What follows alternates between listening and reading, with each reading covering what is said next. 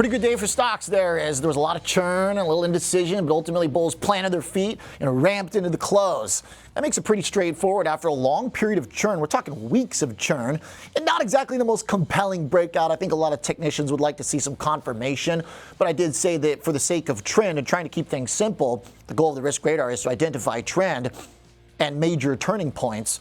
The green light is back on for stocks because we got the all-time record. And it wasn't like it didn't require a lot of work. It did. We put in a lot of work, and we did it without the mags today, actually.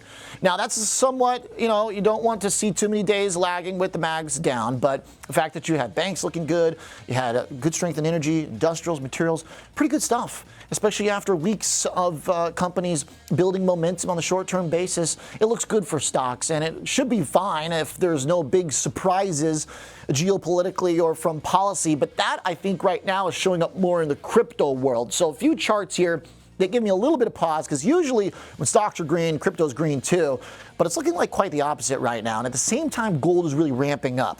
So I do think you kind of have to keep one eye open here. And I might be quick to change the lights if for some reason we dip back below into the old range for stocks. But we've got good momentum. We spent a lot of time consolidating. We broke out. That's good for stocks. Now, here's what does worry me a little bit. The rally in gold is something that right now is happening opposite the weakness in Bitcoin. A lot of times, in my mind, when those two things go inverse, it's reflecting a shift on the margin in terms of risk appetite across the market to something a little bit more shy and a little bit more conservative. Now, it might just be that with all the geopolitical uncertainties and tariffs, etc., the gold's catching a bid. But gold's also kind of departed from some of its relationship with bonds and real rates over the last several months, so that's making it a little bit confusing too. Now, Bitcoin moving opposite and looking very soft might also be a policy thing, and it might be Trump-centric because of all the expectations that there was going to be grandiose change and embrace and actual, here's the most important part, buying of crypto assets. And so far, we haven't heard anything about the administration buying crypto assets. There's some kind of wealth fund being developed, and maybe it will be added to a balance sheet at some point. But it's been pretty quiet on that front. And so Bitcoin's got a lot to live up to.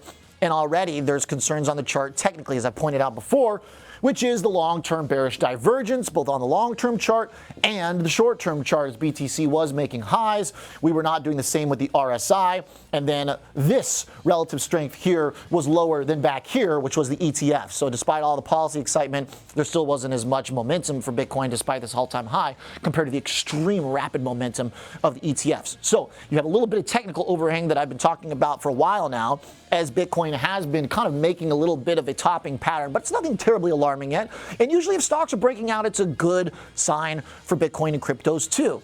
But given the policy intensity that was behind this trade as a catalyst, it makes it more risky.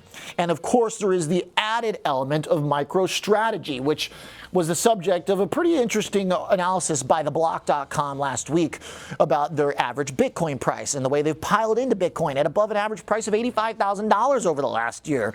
That's moved up MicroStrategy's overall position in Bitcoin to an average of like 65,000. That's something that I don't think is too far away on the charts considering how fast they moved up. You do have this kind of pattern of somewhat of a triangle or a pennant on MicroStrategy that suggests big, big volatility on the way. Big, big volatility. This is the thing that moves more than anything else. And unlike Bitcoin, which will generally, you could probably assume, always find some buyer for a non-zero value, stocks, we know, can disappear. If they go bankrupt, they can go to zero. So MicroStrategy has a downside risk all the way, theoretically, whereas crypto doesn't. So MicroStrategy, I think, is even more important, and it's even higher leverage and risk than Bitcoin, which is why I'm watching it very closely. And MicroStrategy's chart is not giving us a lot of clues right now. You are getting some higher lows, but you're definitely getting lower highs. So while stocks look good and are breaking out, Bitcoin keeps me a little bit alert to maybe risk appetite not being where bulls across the market would really want it. And if crypto does break down further, then there might be some indications for stocks. But right now, it might just be a policy thing. It might just be a MicroStrategy thing. But either way, it doesn't look great.